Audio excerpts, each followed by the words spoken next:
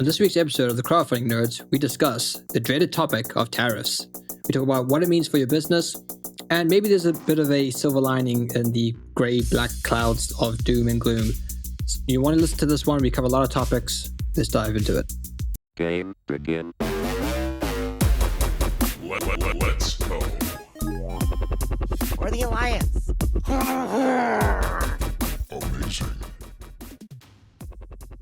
Hey, crowdfunders, before we jump into the podcast, I wanted to let you guys know that we are actually extending our course series sale price. So if you want to grab our courses, $699 for the bundle of courses at crowdfundingnerds.com/academy. I actually am going to extend my offer of $1 for a meeting with me if you purchase the package of 3 courses for the whole month of April, because as we get into it, tariffs are going to mean that more crowdfunding is going to happen rather than less. That's what we think.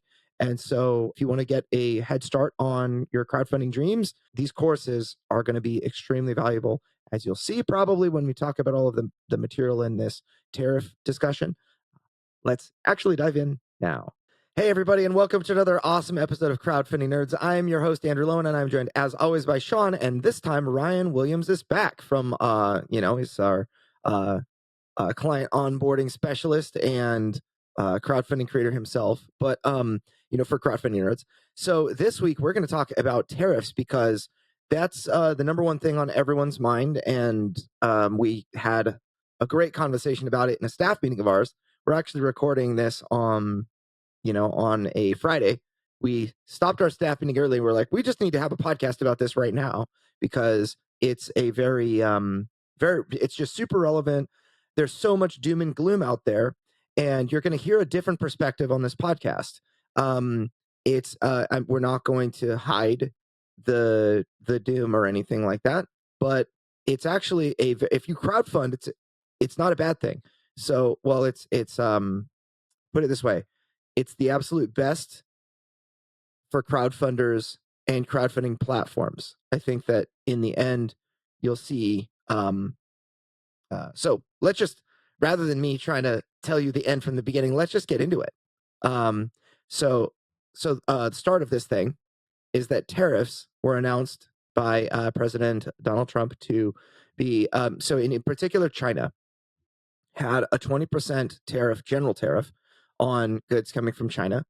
And it was just announced that it was elevated by an additional 34% to a total of 54% on the price of goods coming from China and that's the tariff cost. So $100 product will have a $54, so if it costs $100 to manufacture a product, it'll have a $54 tariff. If it costs $10 to manufacture a product, it'll have a tariff of $5.40. Now, if I manufacture, just so that everyone's clear right up front, if I manufacture a product that costs $10 and I resell it in the US for $50 or $60, $59.99, the tariff on that product is based on the manufactured cost, not the sale price. So, which is actually different from EU's VAT, which is on the intended price of sale. So there's a very significant difference here. So the manufactured product price of 54 or of let's just say $10 manufactured cost leads to a tariff of $5.40, which means the landed cost of that product is $15.40 plus whatever it costs to actually freight it over on a boat from China. So let's say that's another $2 per unit. So that'd be $17.40, whereas normally without any tariffs at all, it would be $12. So overall increase of $5.40. Now that everyone's on the same page as to what a tariff is, and we can contrast that with actually real quick the EU, where let's say I have a $10 product that I market to up to $50 to keep things simple. EU tariffs commonly are ranged like between 19 to 23%. Tell me if I'm wrong here, Sean, as I explain this, but generally, let's just say 20%. So 20% of 50 is $10, right? And that is the cost to an EU, or rather, the country is going to assess the duty to the publisher. So I will have, if I import a game for, my $10 manufactured cost, I'm going to sell it for 50. I import it into EU. I have to declare the cost that I'm selling it for, and they're going to assess a duty on that, which is 20. Let's just say 20%. That would be $10. Now, after a while, I would get about half of that back. So in the end, the duty of the EU is going to be $5, but they're going to take 10 for a while because they need to make sure I'm not putting venomous snakes inside my board game boxes. And then when they find me that I haven't been liable for some crazy thing, they are going to reimburse half of that. They call it a rebate of half. So in the end, the current 20% tax, VAT tax in the EU, again 19 to 23, it's typical, is about the same as a 54% tax or tariff on goods manufactured from China, just so that everybody can understand where things stand. So now with that base of knowledge, let's talk about what it means for the industry, what it means for you as a manufacturer of or a publisher of games, and if it really is doom and gloom, or what kind of perspective we think you should have on this thing. So now that I've framed it, you guys, either one of you guys want to So, start Andrew, what you're saying, it sounds the like conversation? what you're saying is that it's not 54% assessed on the MSRP, right? That's correct. Yeah. So there's no whereas I would expect that, like, a typical consumer, when they hear, oh, there's a 54% tariff on goods manufactured in China, that they would think, oh, a $100 product's going to be $154 now, which is not the case.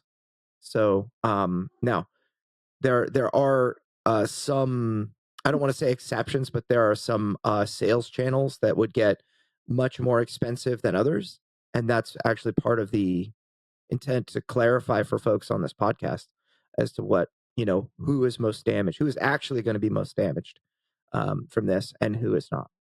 Hey folks, sorry to interrupt this episode, but I want to tell you about the Crowdfunding Nerds Academy.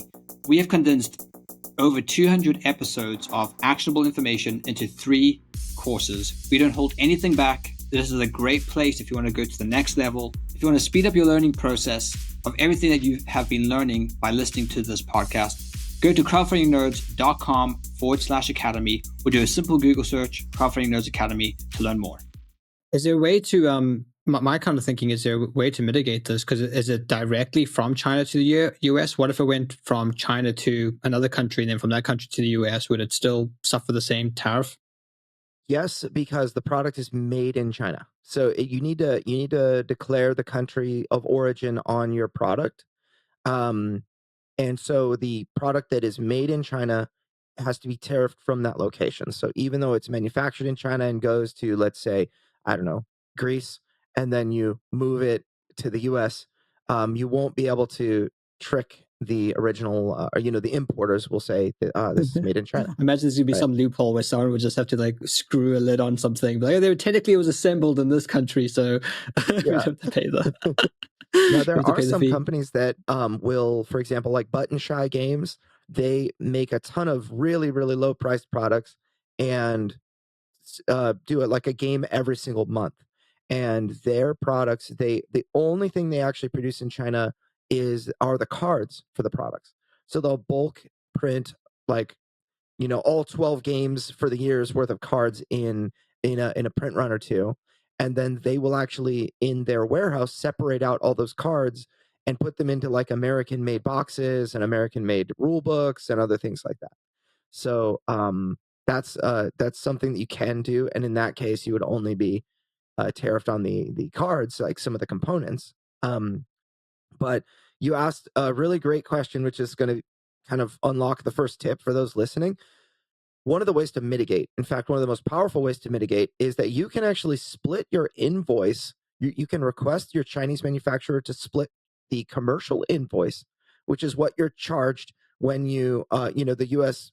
Import Customs will look at the commercial invoice and say, okay, this has 100 widgets at $10 a piece, so this is your assessed tariff, based on the current rate or whatever.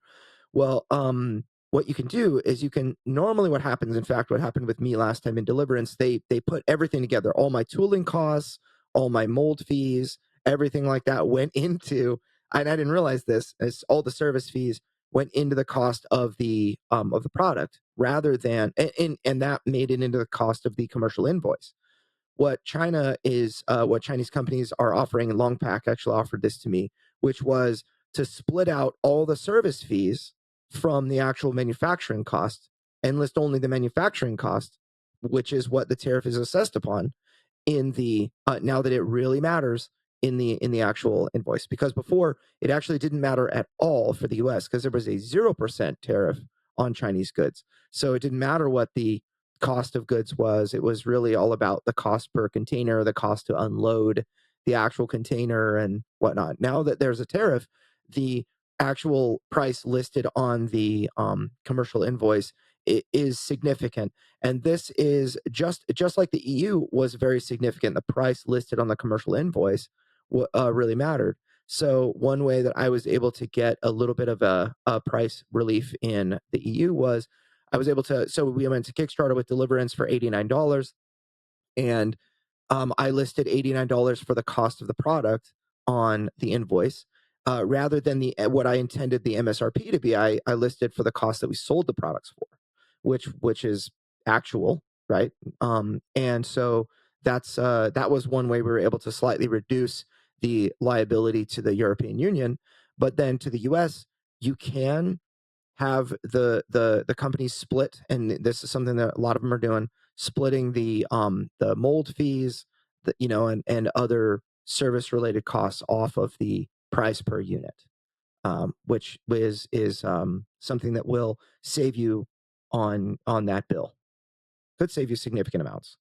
Yeah, I think the important thing is to try to keep a level head. It's very tempting to maybe give in to a sense of despair, doom and gloom, and especially if it's kind of being perpetuated constantly on social media. The reality is that everything is very much up in the air.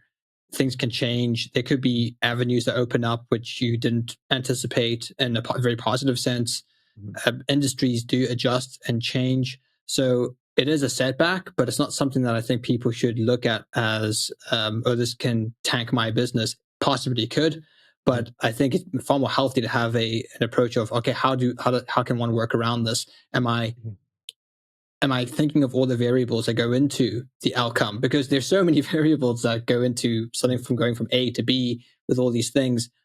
And then industries popping up that, you can't foresee. Maybe someone like the game crafter says, actually, we can do, certain manufacturing, and maybe people start changing how they design their games as a result. Or so I think there's lots of things to kind of keep in the mix. But I think my overall kind of advice to people listening is try to be as objective as possible and not maybe fall into this pit of despair, because I think that can be quite damaging.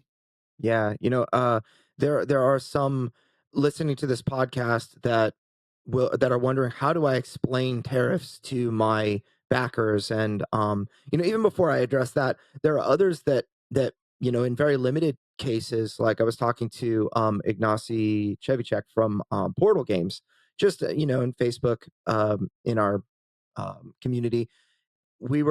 He said, I have product that has been manufactured and is on the dock waiting to ship, and he basically says he doesn't have an option to wait. And for those people, there is like a very small grace period before this.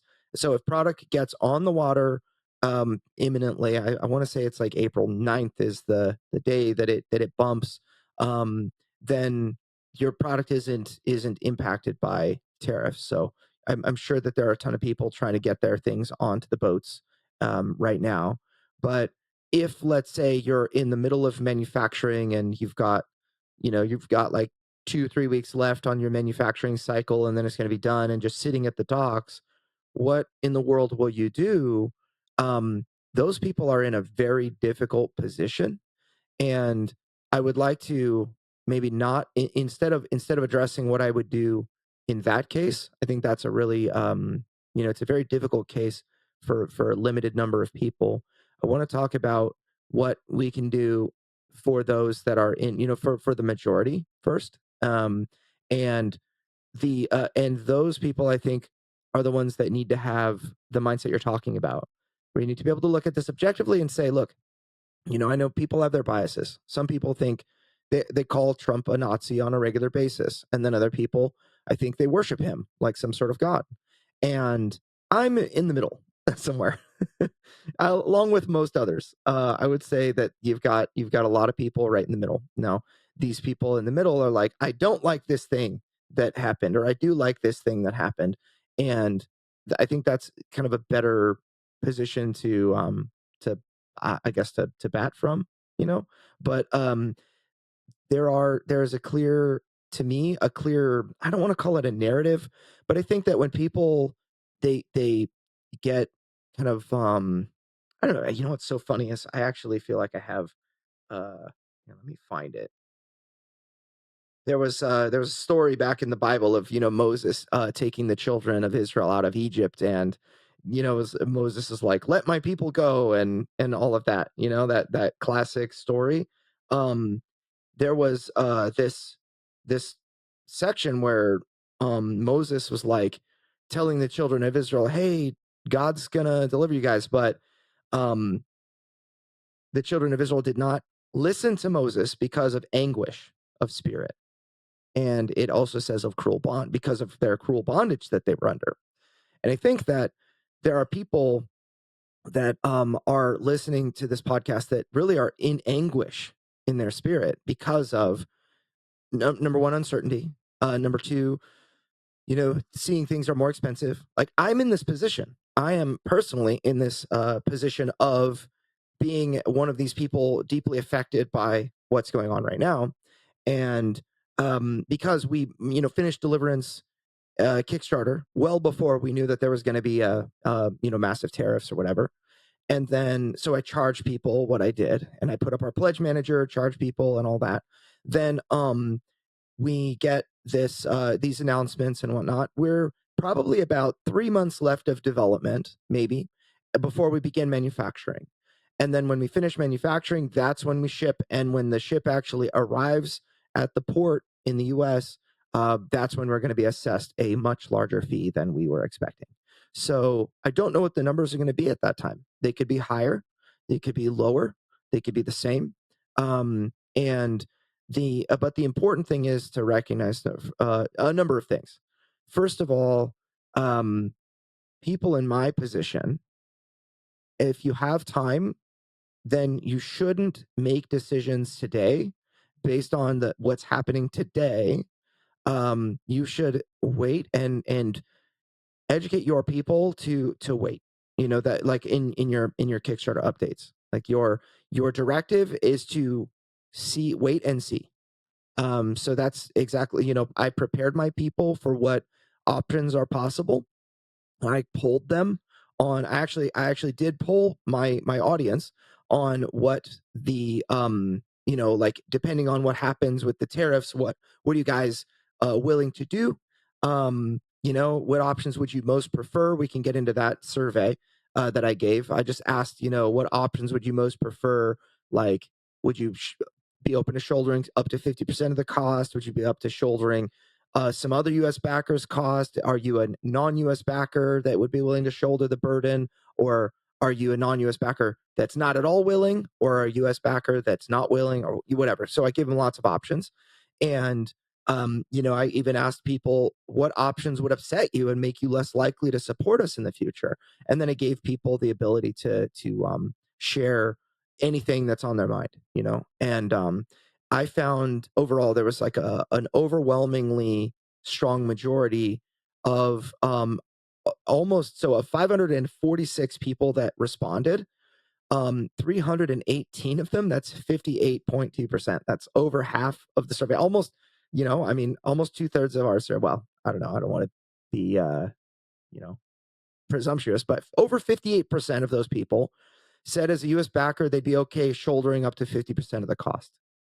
Now, that's huge, huge, huge. So overall, you've got people, if you have an audience that wanted your product enough to fund it, they're willing to help you bring it to market. And in addition to that, of if 318 of those people, 58% were willing to shoulder up to half the cost, there was 26% of the survey respondents said that not only would they be willing to shoulder some of my costs, like up to 50%, but should they be willing to help shoulder some other backers' costs as well.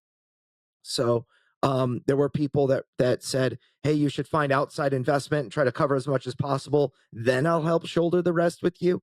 And they were like, there were so number one was they would be willing to shoulder up to 50% of the cost. And then number two, actually, the second most responded was 46% of people said they're okay if this results in a delay as long as the product gets here eventually. And this was a select all that apply. So this was like the general, summary of my people. I had 3,400 backers, and for this last Kickstarter campaign, so 546 is a very large sample size. We have roughly just over 9,000 people that are like our active email subscribers. We have just over 10K that are overall, but over 9,000 power level for our email list. But then the third highest response was that they would increase their pledge or purchase add-ons to help, which was really, really cool. Very encouraging to see. And I called on them to do that. I was like, hey, now's the time. If you're going to increase your pledges, do it now and complete your pledge managers and other things like that. So there were people that added t-shirts, and we have sweatshirts and like metal coins and other things like that. So backers are willing to help. If you're in this situation, it's not by design, and it's not alone. You're not alone. So that's a really, really important thing. I think maybe I'll pause there. See what you guys have to say. I would just add that I think the key is good communication, transparency, honesty, being pragmatic and having a good game plan before you communicate with your audience, and not just jumping the gun and freaking out like Sean was talking about, and just like, oh, I've got to let my fingers fly and send something to people now about like my feelings. It's like, well, they need to know that the captain's at the helm and that the ship is steady. Like, backers, whether they're prospective backers going into backing a project that's coming up and has not released yet, and you have like your pre-launch followers, or you're trying to prep them for what's happening, and you kind of need to address it now because it's on everybody's mind. Or if it's during a campaign now, things are pivoting. I mean, there's a bunch of different phases. Or you're in Andrew's shoes, where it's even harder because you've already collected and you had a set price. Well, now things change.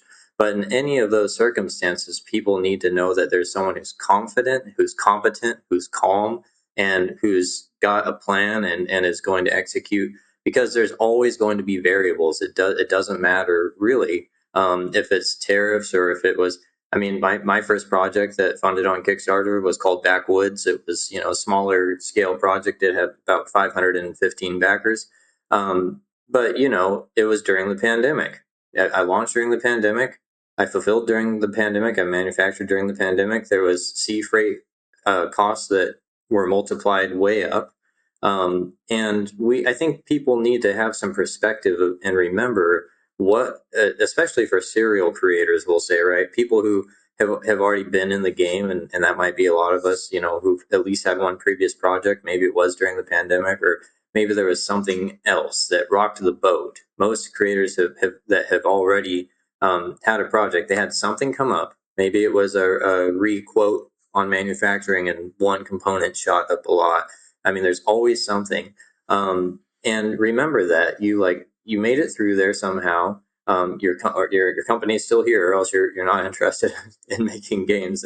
You're still making stuff, and you're still looking to do things now. So remember where you came from. That we just went through this crazy multiple year thing that gripped the earth and shook everything. It shook distribution. It caused delays. It caused price hikes. but people navigated that. And it's really important to remember too that the people who persevered, the people who had a plan, the people who executed and didn't just freak out and throw their hands up and give up and kind of, flip the table in board game parlance, but stayed and played their turns out to the end. It's like sometimes it's like a board game. The victory point conditions are hidden, or you're not sure what the math is going to end up being, but you stuck it out and you didn't just give up and leave the table. And then, oh wow, I got this extra tile that I placed, and I got an extra 20 points, and I ended up winning, just eking it out by a couple points. Okay, so what happened during the pandemic? You had a lot of people in competition. Before it hit, we were kind of at a pretty high point with economies and with markets and competitions, and the crowdfunding was doing really well, and it even continued to do really well during the pandemic, ironically, because people suddenly were sitting around twiddling their thumbs on lockdown, thinking, well, this is a good time to be playing board games because I'm forced to be inside. And so some of these things have unforeseen consequences and boons that end up unfolding in ways that you can't really predict. And so you can play into the momentum of the shifts. And the people who did that, the people who played the stock market well, the people who read the situations, the people who stuck it out. I remember I never really did stocks before, and I got into it during the pandemic because um, it was a new opportunity for me. Now, if you already had stocks and they plummeted, it was kind of a nightmare situation. But if you were just looking in on it and going, "Wow, stocks are now super low price. This is like a perfect time for me to enter in and seize this opportunity." So I invested in like United Airlines stock because it went way down. It was like $54 per share before the pandemic, and then it was like 19 when I bought in. And it's since wherever it is now, I don't know, but it's back way up. Um, but I kind of got weak kneed with just all the roller coaster of the changes in the stocks during the pandemic, and it was up and down. And even Warren Buffett made it like a famous huge investment in airline stocks, thinking like this is also a good opportunity. Then he pulled out. But actually, if everybody would have wrote it out, it was a good opportunity. And there, I'm just saying that there were a lot of companies that went under during that time, and the people that could persevere, they ended up with a larger market share of clients or clientele and customers and product sales because they endured. So I just think that that's an important perspective to have, is to like Sean was saying, think clearly, formulate a plan, communicate confidently, and execute, and have some tenacity, and try to ride it out, because if you can do so successfully, you're going to actually end up reaping a big benefit, I believe, which is the lesson that we can learn from the previous pandemic. Yeah, I agree with that. I think that the what you're not saying is to continue walking forward like a lamb to the slaughter, making no changes. Looking forward to something inevitable and pretending that it's not there. That's not at all what you're saying. It's our job as creators to be to move with to kind of, at this point, Kickstarter creators need to plan for what is unpredictability, I guess. Yeah, I need to plan for things like that in my campaign. So what I do now is I put a 20% buffer on what I actually needed in order to make my plans work. So if everything went perfectly, great. But if things don't, then I have margin to work with. I set a margin that I've talked about on this podcast before, but for our Council of the Fallen campaign, I needed $358,000 to make my numbers work and the shipping and everything like that, including the 20% buffer, and we raised 505,000. So I was relying on a certain percentage of people to back in the post campaign pledge manager, and factoring in the shipping and everything, not raising the shipping at all. And we ended up making more, so our buffer is a little bit higher than before. So I was able to bring on my employees, basically, for the, well, contractors full time for the deliverance, and one is an employee, but the other two are contractors. And so um it was excellent. But now that we have this kind of curveball, I still feel rather prepared because I'm not going to have to pull a Mythic Games and say, you need to give me another $100 each pledge in order to be able to fulfill. But I'm able to say, okay, I have the capacity to absorb some of this. And then in addition to that, I've got options for, do I need to charge backers more because of this unprecedented situation? Or do I need to, offer something else like a free, for me, the one thing I'd love to do is offer my backers a digital PDF art pack that would that they could download and use as like cell phone backgrounds and desktop backgrounds and things like that, but would really be an opportunity to give us a donation and get something of value. And there were a lot of people really like that idea. So I've seen other companies do that. So there are things that you can give for value rather than, for me, one of my strategies. So I have a strategy that I've outlined for myself that I can go over and how we're going to deliver, how we're going to raise funds, and kind of navigate these waters, assuming that the tariffs stay very high. What I'll do is first thing is I have to, building in that margin means that I'm not in a desperate situation. That was very important. So planning ahead is so important. Planning for what is unpredictable. So I build for me a 10% margin on top of whatever's the manufacturing price is quoted. I build in a 10% margin for whatever the shipping prices are quoted. I build in 10% for everything. And then after all of that is put together, that's kind of the budget that I think I'll need. I add 10% again. So that's how I get to my 20% margin for all the things. You can just figure out whatever it costs and then multiply by 20%, which is fine. But that's kind of where I go. And so if the numbers don't work out in my favor, then because I didn't have enough backers, then I've got that margin that is able to kind of make up the difference. And if it goes well, then I have more to work with. And then if something goes wrong, and I have, when something goes wrong and you have like a few hundred backers and it's like $2 a backer, that's um, a small problem you can probably figure out a lot easier than if it's $10 a backer and you had 3,500 backers, or for me, up to $20 a backer that's a much bigger problem, especially as you scale. Your ability to respond needs to be come from a place of you pre-planned and you scaled properly before the problem arose. So instead of having to ask for large amounts of money, you're able to potentially absorb the cost, or you're able to ask for smaller amounts of money in trade for value. So I think that's a really important thing. So anytime that you ask, and this is true with family and friends and backers as well. If you ask somebody for money and you offer nothing in return, then they might do it, but they're going to be less likely to back you. That's my opinion, but I think that rings true in a lot of different ways. If however you're like, hey, we're short, or we're in the hole, or whatever, then you're going to be able to and you're like, hey, we need extra financial assistance. How about you guys upgrade to the add-ons that you wanted? And people will do that, and just as in the same way that they would support you because you needed it, they would help you get the resources that you need. But instead of just giving you $20 extra because you need it, they're gonna get your metal coins, or they're gonna get your neoprene playmat, or your acrylic standees, or they're gonna upgrade their pledge from the base game to base game deluxe or whatever.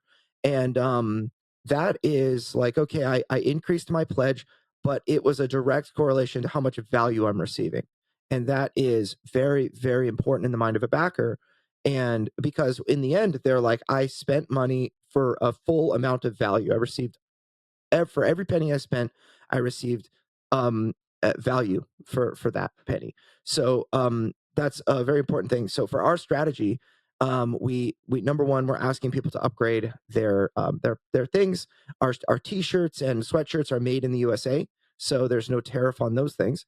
And so we have a lot of people that are upgrading t-shirts and sweatshirts. And then in addition to that, we're offering because there are a lot of people that are already all in. They either went all in during the base game and they went all in during the expansion, and they're like, well, I don't have anything else that I can get. What else can I do? There are a lot of people like that for us, well over 1,000. And so they're like, well, how can I, or maybe even 2,000, in fact. So they're like, well, what can I do aside from give you a $20 tip, And again, I don't want people to do that, because then they're giving me money just because I'm a good boy and I really need it. But then they're going to remember that later. That's what I think. So I'm offering a digital PDF art pack that people can download, or maybe whatever format it ends up being, so that they can gain value. And then what I'm going to do is, I'm at least thinking about this. It'll either be a solid price, like 10 or $20 or whatever, or we may do like a pay what you want. So pay what you want, where everyone can get it, and suggested donation is $10. We'll have the $10 listed as like the price that they can adjust. So that way some people can get it for free because they can't afford it. Some people can pay $1 because that's all they can afford, or $5 or whatever, and it'll open up the option, and then you'll have people pay more than the suggested. Instead of $20, they'll pay 100 or whatever. So I think that's how we want to handle it. As much as we can give value, that's really what we want to do. One thing I've been seeing a lot as well is a lot of publishers have been saying, oh, I have to pay X amount more, or I have to pay this much more, when in reality, it's your customer who has to pay that much more, because they're the ones who are giving you the funds in order to make the print run. So it really comes down to how much is the end customer willing to pay in order to get your game. And I think one thing about the gaming industry in general is pretty resilient. I think if people want a game enough, they will pay the extra percentage of whatever it is to get that particular game. I think it's just this is just this type of industry.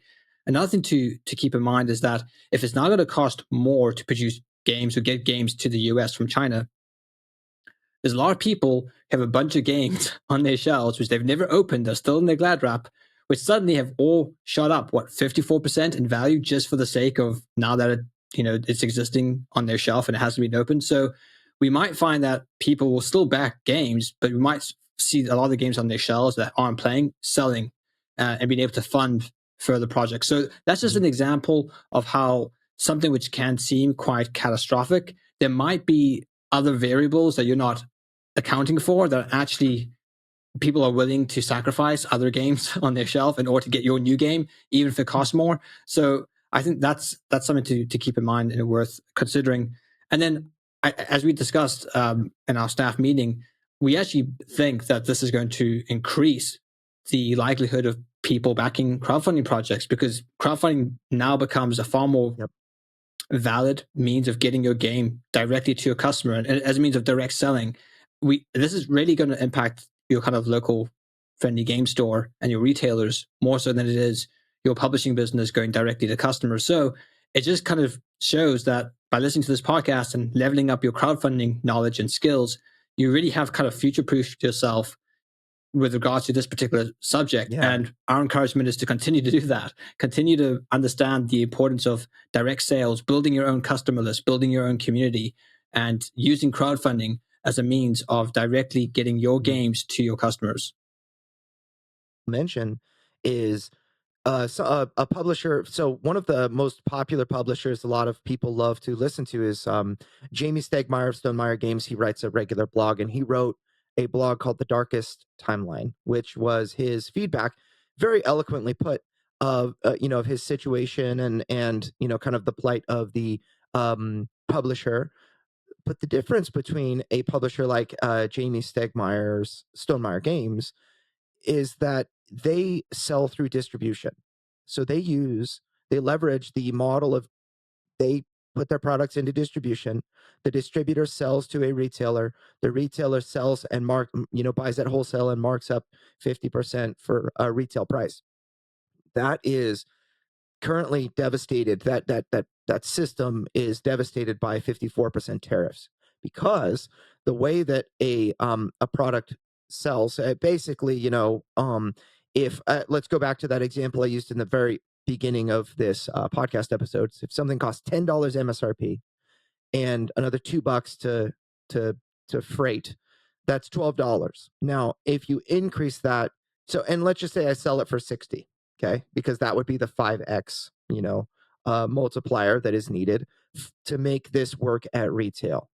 That's a very important line, by the way. That 5x traditional formula, if you're familiar with like multiplying the landed cost times 5 or the landed cost times 6, like those formulas are designed to help you sell your product into distribution or sell your product to retailers so that they can mark up, so you sell at 50% to retailers, you sell at 60% off to distributors, and they can actually make their margin, in which turn the retailer can make their margin, and you actually make enough money that you can reprint your the print run without having to go to crowdfunding. That's why that particular model works. If and in most of these companies, they have a direct to consumer sales. I actually think Stonemaier Games is a little bit of an exception to this, but most companies that sell into distribution, their direct to consumer sales are less than 10% of their total sales. So you can imagine, like, if I make a $10 product that I sell for 60, and it was, or $12, sorry, let's say landed cost $12 and I sold it for 60, then I'm making $48 on the sale of that product. That is by far the highest margin that you can get is selling direct to a consumer. You can even give a 20% discount and you're still making, whatever it is, $36, so when you increase the manufacturing cost through the tariff, that's what's happening is, like, we'll say using that $10 product, it's $5.40 is the tariff, right? 54% tariff to the US. That product becomes $17.40, right? Because $12 landed before. Now you have to add the tariff. That's $5.40. So it's $17.40. If let's just say $17 because math is hard. So the same $60 product, if I were to sell that to the end consumer, I now make $5.40 less, right? Because math is hard, I make $43 per sale. Technically, I guess $42.60. And that is a really good margin to work from still, because I'm selling direct to consumer. Where it's devastating is if you're selling that $60 product into distribution. The $60 product that cost you $12 to land here, you're going to make $24, right, when you sell it into a distributor. And the distributor that bought it at $24 is going to sell to the retailer at $30. And now the retailer is going to turn around, because they only buy 6 units or something. They've got to mark it up to 60 so that they can pay their staff and keep the lights on and make money and that sort of thing. That like pipeline is devastated, because now that instead of a $12 product, you would make $12 by selling it into distribution, but you would sell 2,000 units or 10,000 units or whatever, sell directly to Target or sell to Alliance Distribution or Peach State Hobby Distribution or whatever. You make $12. Well, now that $5.40 cut the amount that you make from that in half. So that is completely devastated your profit margin and your ability to continue to operate in that model. And so this is where I believe that the distribution model, which we've kind of already called dated, it's dated and it's heavily gate kept, because if Codenames or Catan sells 100,000 units a month, then why would somebody want to take copies of Deliverance, which is twice as tall as Catan? It's like instead of a 3-inch tall box, it's like almost a 6-inch tall box, and risk not selling Deliverance because it's not well known, when they could just they have limited warehouse space. They can just fill that warehouse space with Catan instead, which they know is going to sell. So why would they worry about me, little old me that only has 2 games, Um, so this is not a strategy that small publishers can leverage anyway. And the large publishers that are able to do this, the ones that have exclusively relied on and moved away from crowdfunding and are in distribution exclusively, are in the most trouble. Now, I think that Stonemaier Games does a really, really smart job because I used them as an example before.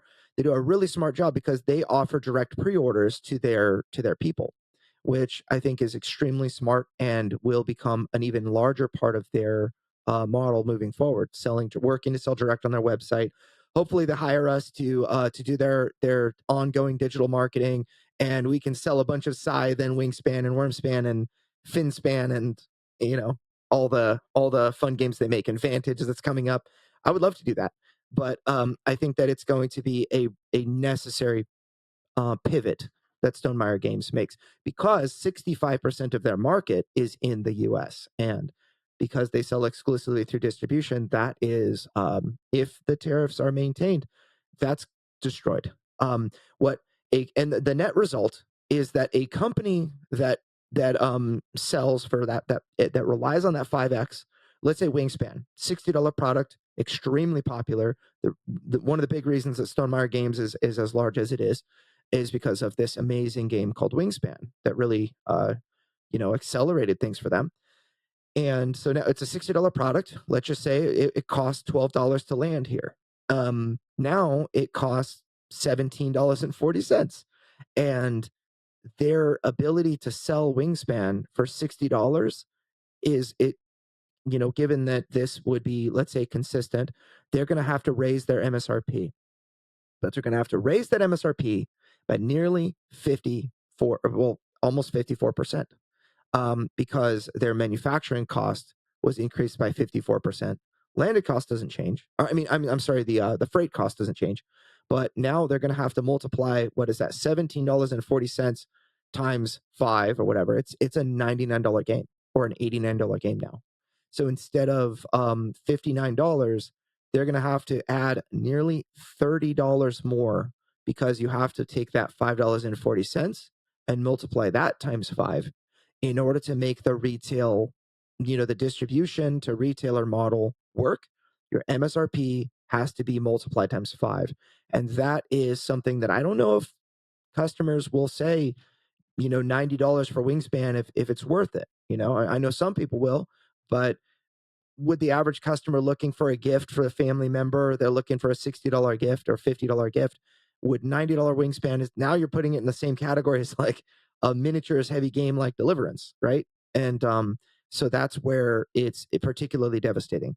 Now, I'll kind of finish my thought with this last bit about crowdfunding, which is that crowdfunding goes direct.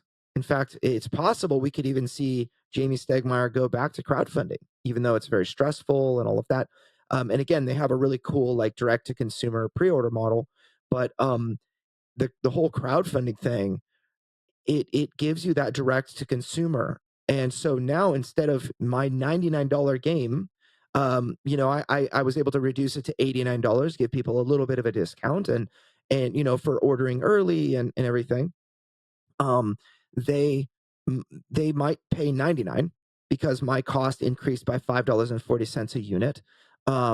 Maybe they pay 95 or 94, but the amount that I have to increase because I get to sell direct is way less, because I don't have to rely on that model of going through distribution, because I sell direct. And that's, I think, like I said, that's going to be a huge portion of company strategies moving forward. And the companies that are kind of used to the way things have been, companies that never really, or that over leveraged crowdfunding, or that never leveraged crowdfunding, I think those are the companies that are going to be most damaged. So it's those that are smaller, that are able to move more quickly because they don't have established entrenched channels in distribution and whatnot. I think are going to benefit the most. Yeah, and I think the thing playing into what we're talking about is that it's that much more important. Like you were talking about how your margins gave you some cushion, not only with the pre-planning that you did, and that goes back to the pricing of your product, the value of the offer, its appeal, add-ons, t-shirts, whatever it might be, or like you're talking about now, even always providing value for people, even if it's like a digital art supplement or something like that. But I think in addition to that, it's that you have not only a margin, but you have a profit base, right? It's like a principal. It's not just a multiplier. Because when you overfund by a certain amount, now you're unlocking more padding for yourself and flexibility to pivot. Like it's a much different ball game than if you're someone who just barely crosses the finish line and yeah, you're funded, but you're like 110% funded versus 500% funded because you have no flexibility. Like you're walking a tightrope just to get things to the door, and you're probably just breaking even. Whereas when you are able to have like a $500,000 successful campaign in deliverance, you have a much more large profit base amount to play with there. And so I think what I'm getting at here is for our listeners is that it's that much more important that you execute on the things that make a successful campaign. Before you launch, so that you have some more cushion there. That your pre-campaign marketing is there, that your email marketing and your newsletter sendouts are fire, and that everything about like your Kickstarter page and your offer and everything is just really captivating to people, so that you can execute on having a really successful campaign, because it's going to future proof you more no matter what you're facing when you have just a larger bulk amount of profit dollar wise than if you're just barely skating by. And that's when companies get into hot water, like you mentioned the previous mythic, and them having to often go back, and they're not the only ones. There's other big players that have had to do that, and it's surprising and it's even more shocking to backers because these are like they're thinking, wow, these are big names, and they made so many millions of dollars with their campaigns, and now they're asking me for more money. And so like you said, some people that are actually more entrenched, that are leaning into these channels, their distribution set up a very certain precise way, and the fluctuations really hit them, or they lean bigger into retailer partnerships, and the margins are just not there as much as direct sales to crowdfunding. They can't pivot as easily, and they might end up. That's why some of these bigger guys, when they hit rocky patches, they end up having to ask for more money. My only other thought right now, because I don't want to hog the mic too much, is I think one other issue that we're facing as a headwind is backer overall confidence, and it's really being shaken right now and tested because they're seeing all the same headlines that creators are seeing, and they might not be as knowledgeable about things as creators are. And that's why I mentioned, like, hey, this isn't like 54% increase in MSRP, right? It's a 54% increase in kind of like your sea freight and your manufacturing, the cost to get it to the port of entry. So it's called transactional value is what it's assessed on. So the more that we're able to succinctly and clearly communicate those realities to backers, whether it's before your campaign and you're sending out a newsletter that can clarify this in bullet points or whatever, and just get to the point, because nobody like enjoys reading an email about tariffs or whatever. But if your headline is something cool like thought these tariffs were going to add another $20 to your game, actually for us it's only $4 or something like that. Okay, now they're going to open that, read it, find out the math or whatever that's briefly presented, and be like, wow, okay, these guys know what they're talking about. For one, they've alleviated my tension and worry about being on the fence about even crowdfunding anything until this thing is resolved.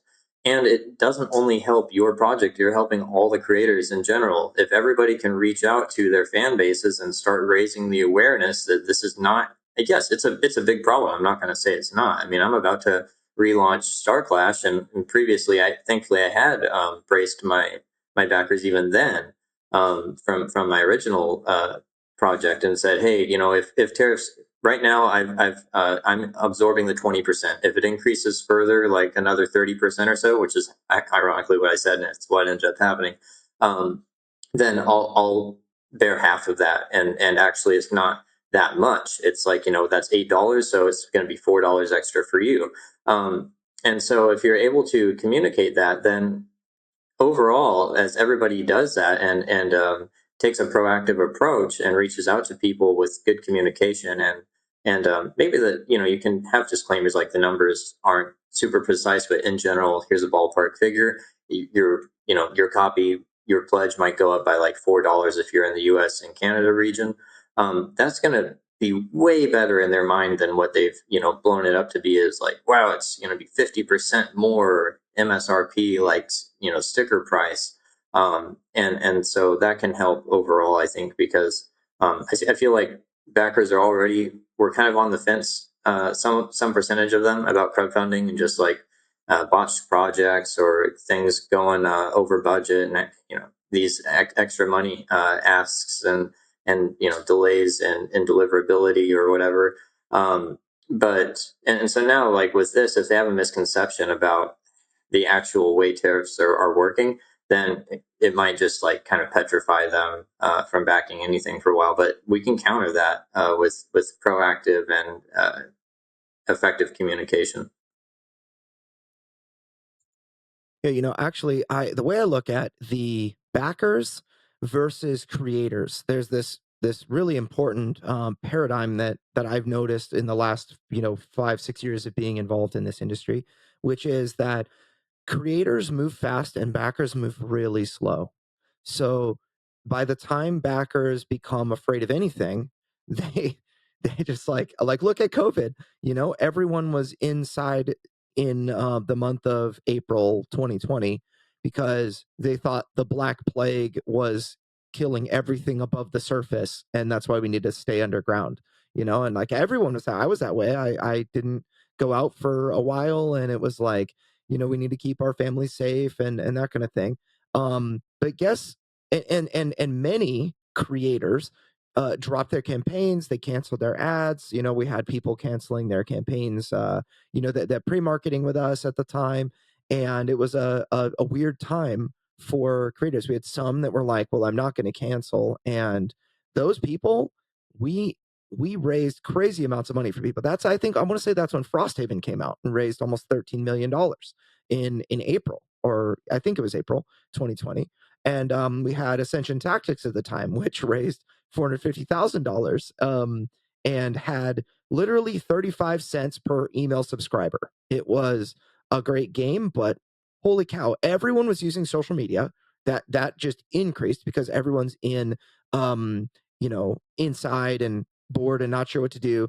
Games were flying off the shelves on Amazon, and then you had tons of people browsing on social media, and then all the creators were the ones saying, "Oh, I'm afraid of the market. The sky is falling," and they're canceling their campaigns and they're stopping their ads. But I found running ads for creators at that time, ads got cheaper than ever before because people were still browsing social media, and there were creators that were like, I'm uncertain, so I'm going to pause my campaigns or pause my pre-marketing and that kind of thing. It's a huge mistake, huge mistake. And I think the exact same thing right now is that what I expect is backers to be largely unaffected by this. And I expect creators to be like in orders of magnitude more affected by this. In fact, you have many creators who I'm sure can't even get a good night's sleep right now because they're so affected. And they're like, what am I going to do? I have this product I'm working on, and all of that. And for me, I'm thinking, in fact, it reminds me of Warren Buffett. You mentioned him earlier. He actually was famous for quoting like his investment strategy. He said, investors should be fearful when others are greedy, and greedy when others are fearful. So, like you look at even back in the stock market that dropped, whatever it was in COVID times, like 40% or something. It was a significant drop. But if you just ignored the market entirely and just never looked at a stock rising or falling for the next 2 years, you would actually have much more now than what you lost, because the market recovered and then some. And it was which, and I believe the same exact thing is true now, where others are going to be very fearful now. And so my strategy is the exact same as it was during COVID. I will increase my investments into Facebook ads to give, if I'm seeing numbers, cost per clicks get cheaper, um, and cost per CPM, the cost per 1,000 impressions, if that goes down because there are fewer people running ads, I'm going to increase my budgets and take more um, uh, impressions because they're available. They're going to be cheap, and I'm going to make more sales for less money. If I spend more money, then I'm going to make even more sales because there's so much. They call it inventory, ad inventory. There are so many people using social media that's not changing. But I know creators are going to get freaked out. I mean, I actually haven't heard of any of our clients that, changed their mind yet on running their ads. Like, we haven't had any clients that are pre-campaign, they paid us and they signed a contract and then they're like, whoa, we got to cancel because of this. But I kind of expect that to happen at some point in the short term. Maybe people who had contracts that they signed and, but they haven't paid yet, or I don't know, I kind of expect that, some measure of that. But all of those people, it's a huge mistake, because because if other creators are doing that, the ad inventory is going to be much cheaper, and you're going to get emails for $1 a lead or whatever, like it was last time. I was getting emails. I actually was, well before I was ready to go and get emails for Deliverance.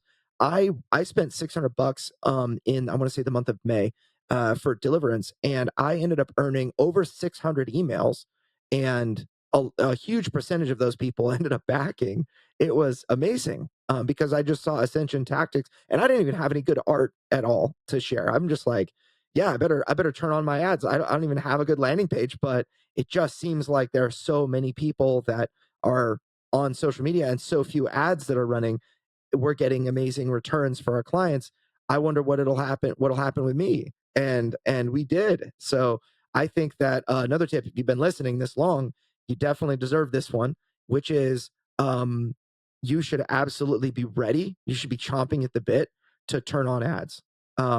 It's not gonna suddenly get expensive. It's gonna suddenly get cheap.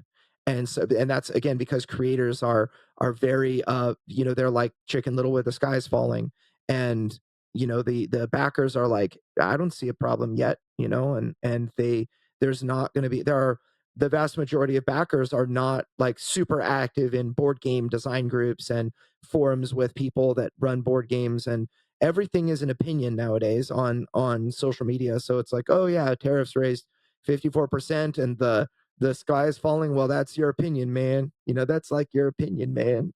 Like the meme from the Big Lebowski. But anyway, I think that you should not be so quick to jump ship, because if you do, you're gonna be like all those people that jump ship, and then all those people that come back and like, well, it's fall. October is the most popular month. 900 campaigns are going to launch that month, and you're going to be one of them, and you're just going to be tossed to and fro like waves of the sea. You don't want to let crowdfunding happen to you. You want to take crowdfunding by the horns. And if you want to do that and you care about my opinion, I mean, whether or not you use our marketing services, you should absolutely be marketing right now.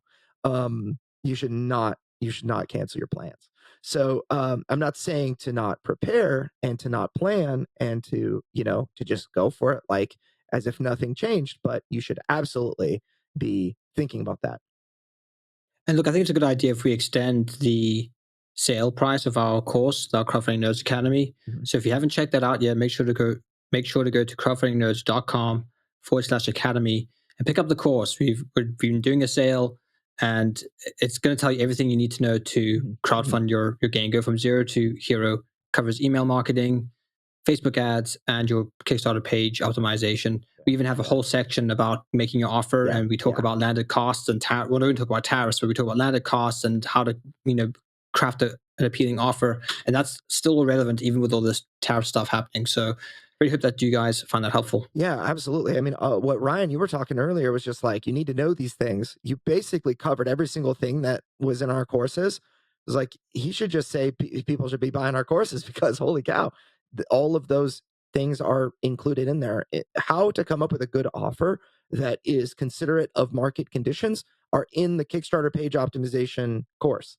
How to run effective Facebook ads, how to fund on day one, how to get people excited with your email marketing and all of that. That is literally what we cover in our course, because there are so many people that love listening to our podcast that can't afford our services, or maybe that want to do it on their own. And it's $699. We launched these courses on like March 10th, and we offered through the end of March for people to snag we actually did through kind of the first week of April. So like when this podcast it goes live, we were actually going to be turning the sale off, but I think I'm absolutely okay with extending it just another month, because we'll call it the tariff sale. There are so many reasons that you need to know this information. And I feel like if you spent 9 million hours on the internet, you could find the information. If you listen to 225 episodes of our podcast, you could probably find the information and cobble it together yourself. But there's really no other place on the internet that this information is packed into a 4 to 6 hour course. I mean, in 4 to 6 hours, you're going to be, it's like heavy gravity training, like in Dragon Ball Z. You're for anybody that understands that, for every millennial that understands that, you're my people. But for people that don't, it's like you get to take we'll use another you get to take like a Super Mario shortcut. For the Generation X and the baby boomers, it's like getting a whistle in Super Mario 3. Or for I don't know, for those that play Mario Kart, it's like getting a mushroom and taking a shortcut through the dirt. It's just something that you can't do normally, but with our courses you can. Definitely take a look at those crowdfundingnerds.com. Well, definitely. Oh, and by the way, I one other thing that I did is I gave, for everyone that went all in. Oh, I was just going to say, it definitely plays into my thought process, as a creator as well. When the tariff storm hit, it's been like 24 hours or something like that. There's emotions that are normal for humans to experience, and we start to process things, and then finally logic kicks in, and you start thinking, pragmatically and realistically. But originally I was thinking like, oh, well, maybe I just delay and wait this out. And, you kind of get that fear seize up. Like, it's like fight or flight, but there's also freeze, is another third valid response that happens with people. But when the rubber meets the road, really, there's two options here, right? For people that are in our position as creators. And that's either you're going to be aggressive and you're going to move on this and see it as an opportunity, and you're going to be able to capitalize on the fact that there's probably going to be a lot less competition now, like you're saying, Andrew, with running ads even, right? Like the ad bids are going to be lower because you're not going to have as many people bidding, probably because there will be inevitably a percentage of people who just get scared, shut down, and don't move on things. And you can fill in that, void with your own, ability to gather more backers.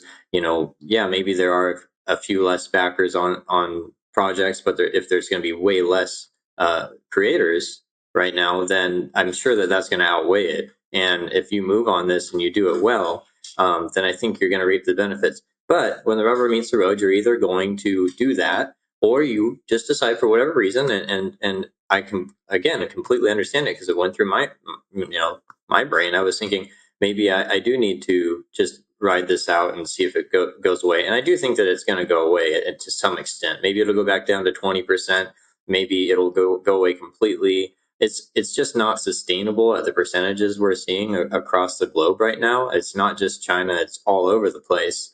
And with supply chains and the way things bounce off each other, or the way materials are sourced, some of these are getting pinged multiple times throughout the process and are additive.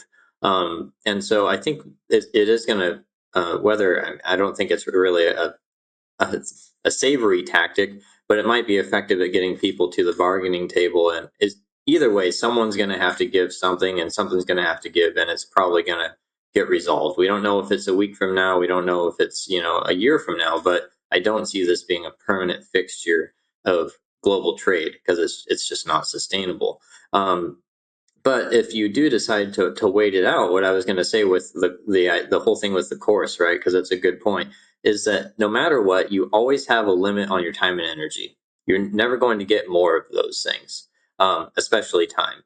And so, if you're someone who does decide, hey, I'm just going to put on the brakes for now. I'm going to slow down for 3 months. Okay, so what are you now going to do to reallocate that time? I think one of the best investments that you can make is to sharpen your tools and get ready for whenever you decide to jump back in. And one of the best ways that you could do that is to take the course. So whether you're gonna jump in now and still be in the fray and soaking up the opportunities, you need to really maximize your impact. So that you do have a bigger margin and a more successful campaign, so that you can ride out whatever is happening. And just come out ahead with a more successful business and reaping more fundage.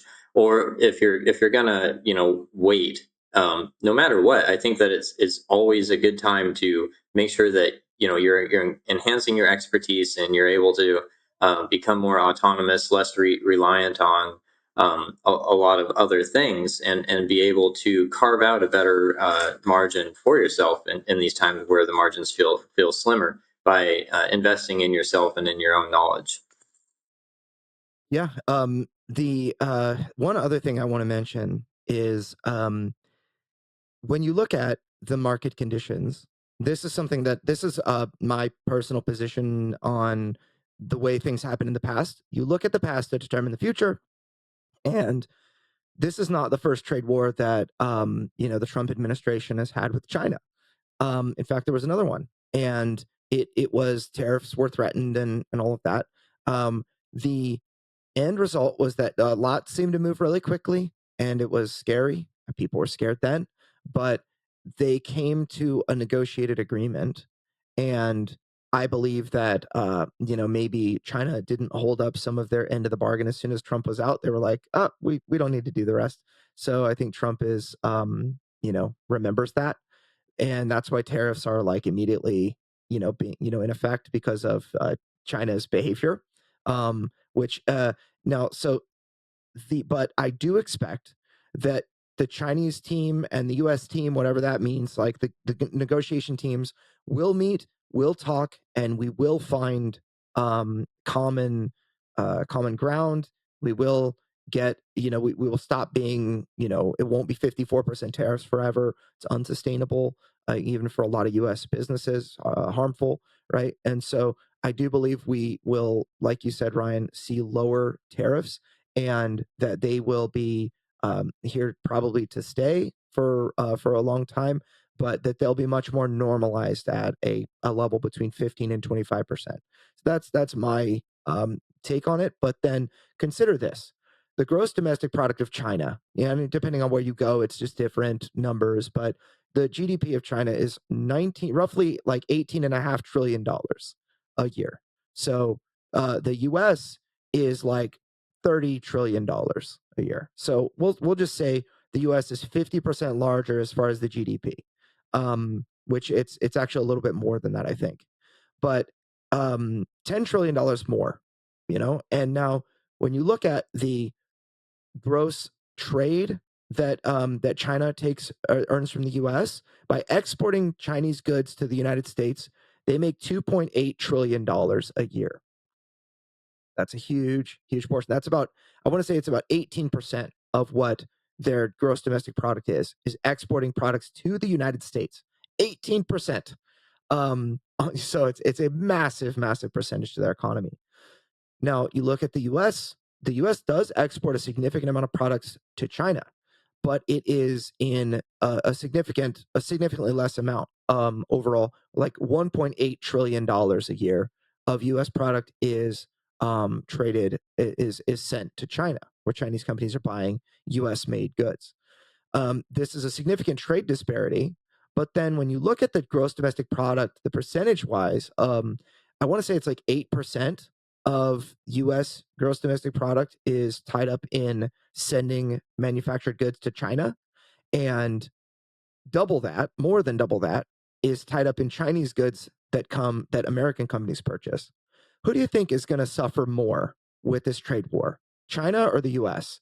China, who has nearly 20% of their gross yearly revenue tied into sending products to the US, or the US, who has 8% of their gross yearly revenue tied into sending products to China?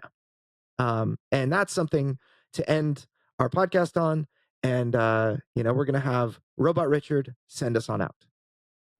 Well, that's all the time we have for this week's episode of Crowdfunding Nerds. For more resources, articles, and to listen to past podcasts, please visit us at crowdfundingnerds.com. And if you have a crowdfunding question, we also have a page on our site where you can send a message directly to us. Please visit crowdfundingnerds.com/question. And if your question is a great question, we may include it in a future podcast. Thank you all again for listening to this week's episode, and we'll see you next week. Stay nerdy.